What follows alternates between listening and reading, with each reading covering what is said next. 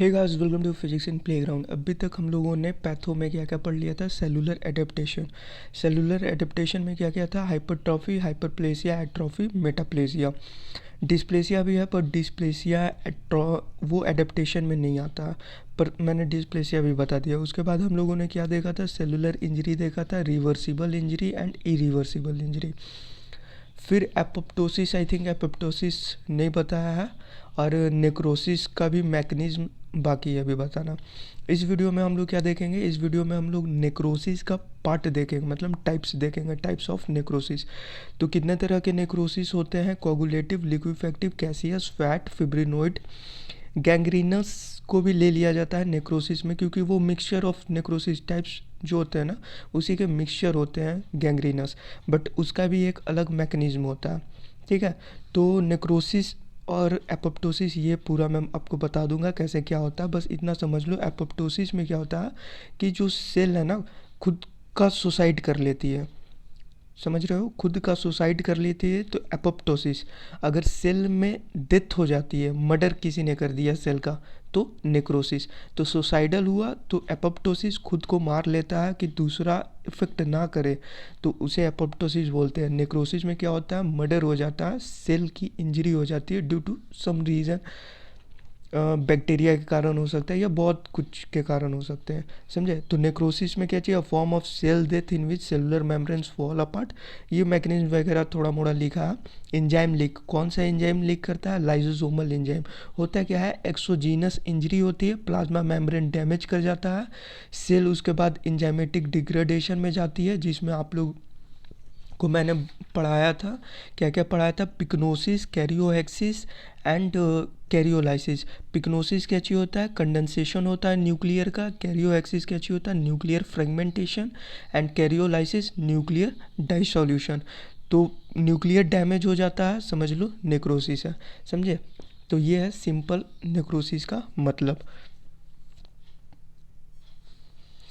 अब नेक्रोसिस में मेनली जो दो टाइप, मेजर टाइप होते हैं, वो होते हैं कोगुलेटिव नेक्रोसिस, सॉलिड में होता है। लिक्विफेक्टिव नेक्रोसिस खास करके ब्रेन में आप लोगों को देखने के लिए मिलता है। और स्पेशल टाइप ऑफ नेक्रोसिस तीन चार आते हैं।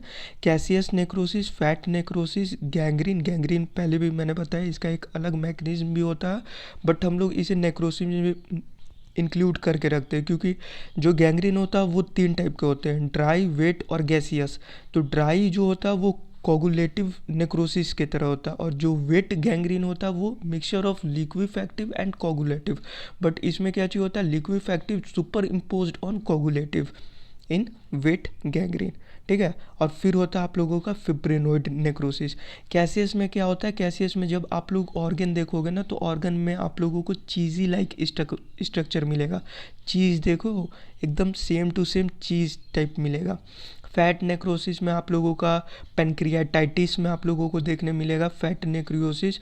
उसमें आप लोगों का जो डेड होगा ना, फैट सेल्स मिलेंगे, और न्यूक्लियाई उसमें नहीं मिलेगा, और सेपोनिफिकेशन टाइप मिलेगा। ठीक है, सेपोनिफिकेशन मतलब सोप लाइक स्ट्रक्चर भी बोल सकते हो। उसमें क्या होता है? Ca2+ कंबाइंड हो जाता है, ठीक है, फैट के साथ। तो ये सारा जो स्पेशल नेक्रोसिस है मैं आपको बाद में बता दूंगा। अभी क्या देखना है? कोगुलेटिव नेक्रोसिस, लिक्विफेक्टिव नेक्रोसिस और गैंग्रीन। ठीक है, ये तीन चीज़ देखेंगे। तो नेक्रोसिस में अभी मैंने पहले भी बताया, नेक्रोसिस का मेन क्या चाहिए? न्यूक्लियर डैमेज हो जाता है, जिसमें पिक्नोसिस होता है, कैरियोहेक्सिस होता है, कैरियोलाइसिस होता है। पिक्नोसिस में क्या होता है? न्यूक्लियर आप लोगों का न्यूक्लियर जो है पिक्नोसिस में कंडेंसेशन हो जाता है।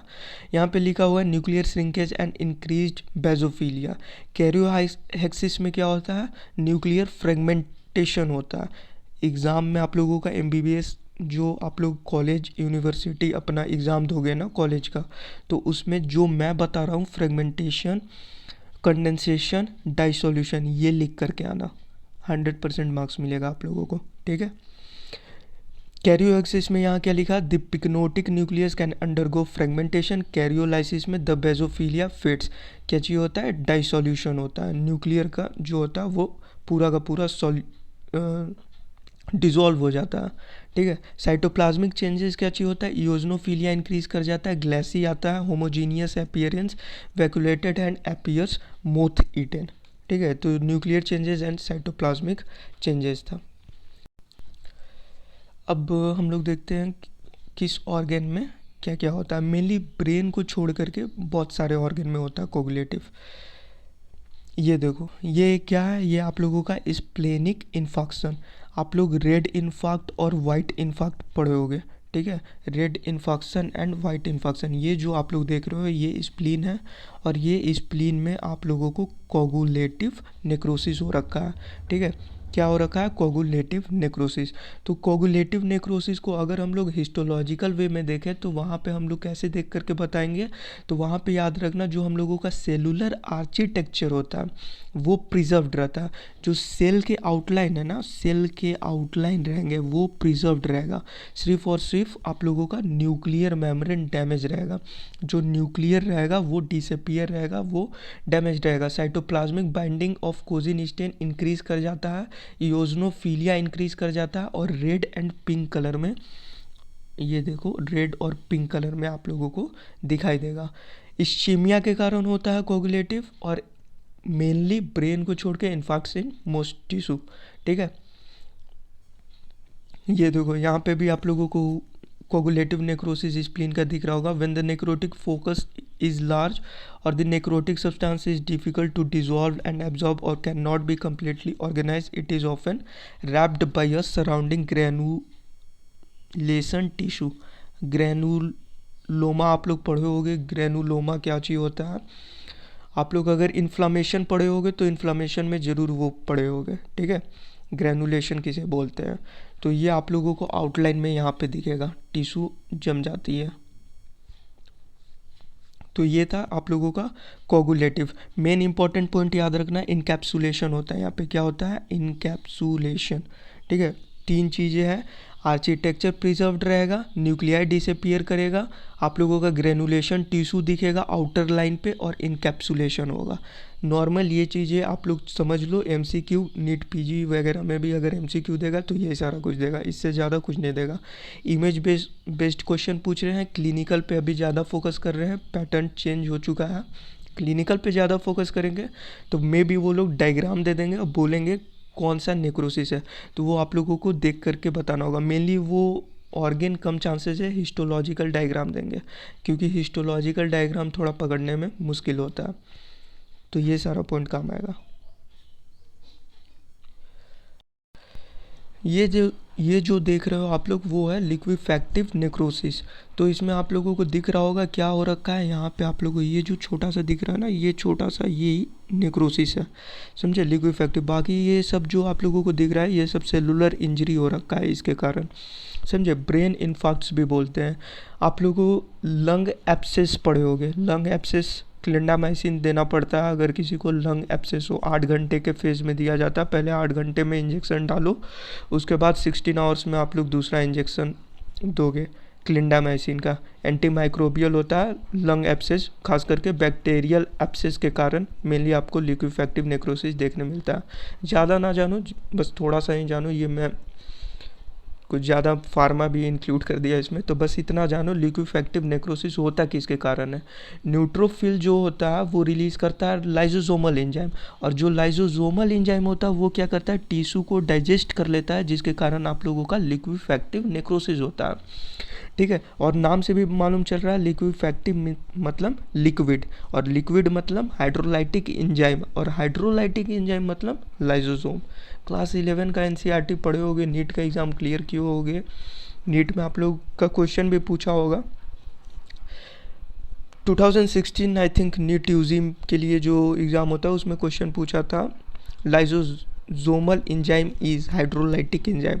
ठीक है, पूरा का पूरा टिश्यू को डाइजेस्ट कर लेता है। अगर एक बार वो सुसाइडल सैक भी बोलते हैं, गोल्गी एपरेटस के टॉपिक में भी पढ़े होगे, सुसाइडल बैग क्या होता है। एक बार अगर वो लीक कर गया ना तो पूरा का पूरा एंजाइम को पूरा का पूरा सेल को ही डाइजेस्ट कर लेगा, समझे। पूरा सेल वहाँ पे डाइजेस्ट हो जाता है, तो टिश्यू पूरा डाइजेस्ट कर लेता है। ये आपका लिक्विफैक्टिव नेक्रोसिस मेनली आपको ब्रेन में देखने मिलता है, और लंग एब्सेस याद रखना आप लोग। अब इसका हिस्टोलॉजिकल देखते हैं, तो हिस्टोलॉजिकल याद रखना, लिक्विफैक्टिव में जो होता है वहाँ पे आपको सेल डेब्रीज मिलेंगे, सेलुलर डेब्रीज और मैक्रोफेजेस। जो आप लोगों का सेलुलर इन आर्किटेक्चर होता है वो प्रिजर्व्ड नहीं रहता है। सेलुलर आर्किटेक्चर जो है ना यहाँ पे प्रिजर्व्ड नहीं रहेगा, यहाँ पे टोटली देख रहे होगे तो टोटली आपको डैमेज मिलेगा। यहाँ पे भी आप लोग देख सकते हो, ये देखो, ये जो चीज़ दिख रहा है ना, ये देखो, आप लोग देख करके बहुत मुश्किल होगा, अगर जूनियर होंगे तो बहुत मुश्किल होगा पता लगाना, बट अगर सीनियर होंगे, बहुत ज़्यादा जानकार होंगे, तो वो इजीली पता लगा लेंगे कि ये लिक्विफैक्टिव है। बट कोगुलेटिव थोड़ा आसान हो जाता है क्योंकि जो सेलुलर आर्किटेक्चर वो प्रिजर्व्ड रहता है, तो वहाँ से मालूम चल जाता है किसकी ये सेल है। यहाँ पे जो है सेलुलर आर्किटेक्चर टोटली डिजॉल्व हो रखी होती है, ठीक है। सेलुलर डेब्रीज और मैक्रोफेजेस अर्ली स्टेज में मिलते हैं, लेट स्टेज में आपको सिस्टिक स्पेसेस मिलेंगे और कैविटेशन मिलेंगे। ये जो देख रहे हो ये कैविटी मिलेगा आपको, और डायग्राम दिखाता हूँ मैं, पहले ये थोड़ा समझ लो। The dead cells are completely digested transforming the tissue into a viscous liquid. Liquefactive है तो लिक्विड फॉर्म में रहेगा, that is eventually removed by phagocyte. Phagocyte क्या क्या होता है, मैक्रोफेजेस एंड न्यूट्रोफिल्स। स्टार्टिंग में बताया न्यूट्रोफिल्स क्या करते हैं, लाइसोसोमल एंजाइम को रिलीज करते हैं। लाइसोसोमल एंजाइम क्या करता है, टिश्यू को डाइजेस्ट कर लेता है, उसी को यहाँ पे लिखा हुआ है, ठीक है। अब आप लोग देखो यहाँ पे सारा पैथोलॉजिकली हिस्टोलॉजिकली इमेजेस दे रखे हैं, यहाँ पे देखो आप लोगों को दिख रहा होगा, ठीक है। अब यहाँ पे आ जाओ लंग एब्सेस, जो आपको मैंने बताया था। लंग एब्सेस में आप लोग बताओ, यहाँ पे देख करके बता सकते हो कि लिक्विफैक्टिव नेक्रोसिस किस किस जगह पे आपको देखने मिल रहा है। ये देखो, ये छोटा सा जो है ना, ये बहुत हल्का सा हो रखा है, यहाँ पे भी हो रखा है, इस जगह ज़्यादा हो रखा है, और यहाँ पे बहुत थोड़ा सा है इधर, ठीक है। इस जगह में भी आपको देखने के लिए मिलेगा, बट कम कम, जो मैक्सिमम है वो आपको यहाँ पे लंग एब्सेस देखने के लिए मिलेगा। क्लिंडामाइसिन मेनली पेशेंट में यूज़ करते हैं 8 आवर और 16 आवर, और एक इसके साथ में इंजेक्शन देते हैं, वो नेम याद नहीं आ रहा अभी, ठीक है। विटामिन सी भी देना होता है, विटामिन सी एंटी माइक्रोबियल बहुत ही अच्छा है, साथ में बहुत सारे 3-4 ड्रग्स चलाने होते हैं। और विटामिन सी किस लिए सपोर्टिव नहीं है, विटामिन सी समझो कि वो आप लोगों का कुछ कमी है, उसको ठीक करने के लिए हम लोग दे देते हैं।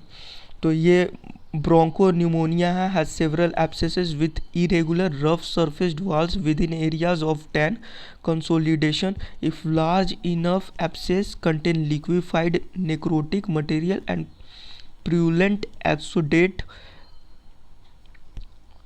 that often result in an air fluid level on chest radiograph और CT स्कैन। CT स्कैन से देखोगे तो वो एयर फ्लूइड लेवल दिखेगा, ठीक है। एयर फ्लूइड मतलब भरा हुआ दिखेगा वहाँ पे।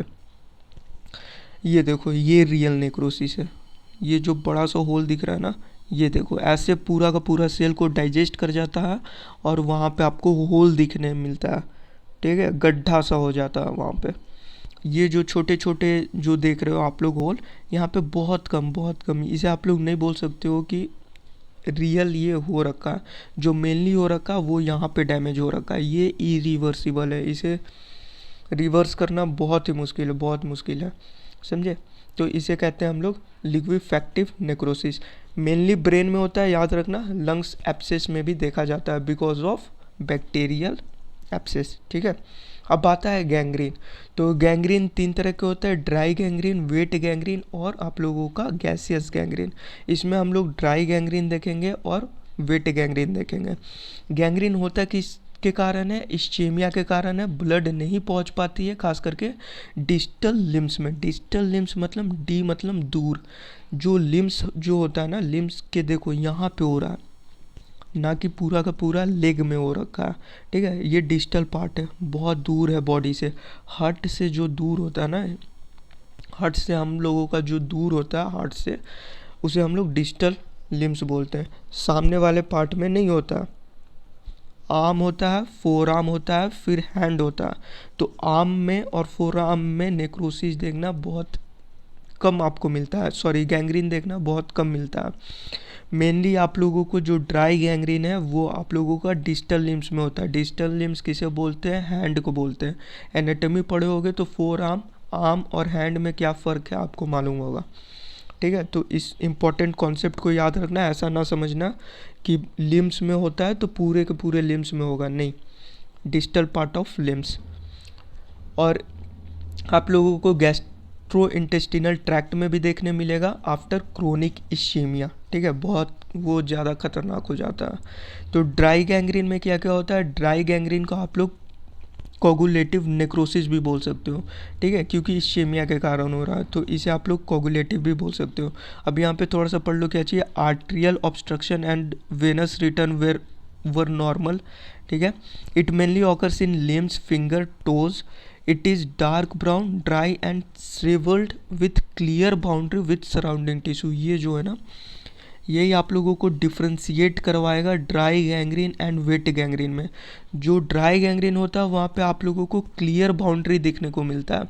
नेक्स्ट डायग्राम में मैं आपको दिखाऊंगा, जैसे आप लोगों को है ना, इमेज में दिखाऊंगा आप लोगों को। जैसे मान लो यहाँ पे टोज में इसे गैंग्रीन हो रखा है, तो एक गैंग्रीन वाला पार्ट और एक नॉर्मल बॉडी का पार्ट, वो दोनों के बीच में आपको लाइन देखने मिलेगा। आप बहुत ईजिली उस स्ट्रक्चर को पता लगा सकते हो, समझ रहे हो ना। डिफरेंस बहुत देखने मिलता है कि यहाँ से आपका नॉर्मल है और यहाँ से आपका अफेक्टेड है। ये मेनली ड्राई गैंग्रीन और वेट गैंग्रीन को यही पॉइंट डिफ्रेंशिएट करता है, ठीक है। और कौन सा कलर होता है, डार्क ब्राउन, मेनली ब्लैक होता है। यहाँ पे डार्क ब्राउन लिखा हुआ है, आप लोग बहुत ब्लैक देखोगे। The necrotic tissue could fall off spontaneously, धीरे धीरे धीरे धीरे वो सड़ के गिरने लगता है, ठीक है। गैंग्रीन एक्चुअल में होता है क्या चाहिए, गैंग्रीन मतलब क्या होता है, नेक्रोसिस प्लस प्यूट्रीफैक्शन। प्यूट्रीफैक्शन मतलब सड़ जाना। नेक्रोसिस हो रखा है, सेल की डेथ हो रखी है, प्लस वो जो बॉडी का पार्ट है वो भी सड़ने लगा, तो उसे हम लोग गैंग्रीन बोल देते हैं। और किसी भी बॉडी का पार्ट अगर सड़ने लगेगा, प्यूट्रीफैक्शन हो जाएगा, तो वो गिरने लगेगा, ठीक है, समझ रहे हो ना, वो नीचे गिरने लगेगा। वही यहाँ पे लिखा है, the necrotic tissue could fall off spontaneously when the infection was mild without obvious systemic symptoms. अब यहाँ पे आप लोग देखोगे इस इमेज में बहुत ही अच्छे से समझाया हुआ। ये देखो, ये है original dry gangrene, black colour का हो रखा है टोज। यहाँ पे भी आप लोगों को गैंग्रीन दिख रहा है, ठीक है। साइड देख लो, कॉमनली लिम्स में होता है। मैकेनिज्म, आर्टेरियल एक्यूलेशन, इश्केमिया, ब्लड वहाँ तक नहीं पहुँच पा रही है। मैक्रोस्कोपी में देखोगे ऑर्गन ड्राई दिखेगा, श्रंकन एंड ब्लैक, खास करके याद रखना। इडेमा हो रखा होता है, स्वेलन नहीं बोलोगे, इडेमा मेनली आप लोग बोलोगे। प्यूट्रीफैक्शन, जो मैंने आपको पहले समझाया, प्यूट्रीफैक्शन क्या चीज़ होता है, limited due to very little blood supply because of ischaemia, hypoxia, ये सारा कुछ मैंने आप लोगों को पढ़ा रखा है।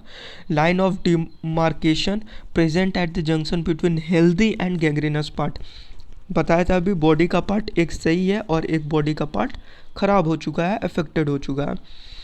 Bacteria fail to survive, prognosis generally better due to little septicaemia, ठीक है।